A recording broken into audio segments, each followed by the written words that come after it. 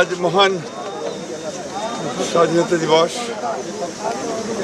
এই দিনে আমাদের স্বাধীনতার ঘোষক শহীদ প্রেসিডেন্ট জিয়া রহমান মুক্তিযুদ্ধের ঘোষণা দিয়ে সমগ্র জাতিকে স্বাধীনতা যুদ্ধে ঝাঁপিয়ে পড়তে অনুপ্রাণিত করেছে এবং দীর্ঘ 9 মাস সেই যুদ্ধ করে আমরা স্বাধীন হয়েছি।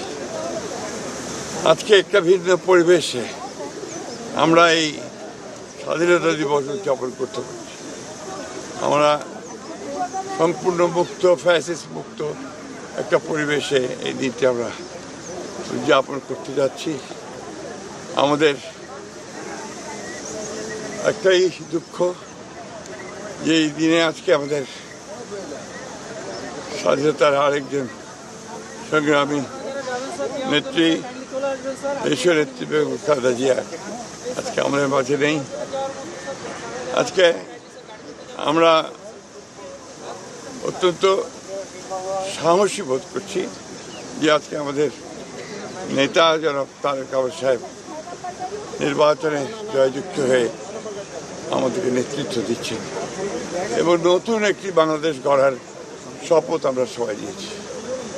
আমরা সেই লক্ষ্যে আগামী দিনগুলোতে বাংলাদেশকে সত্যিকার অর্থেই একটা সুখী সমৃদ্ধ বাংলাদেশ গড়ে তুলবার জন্য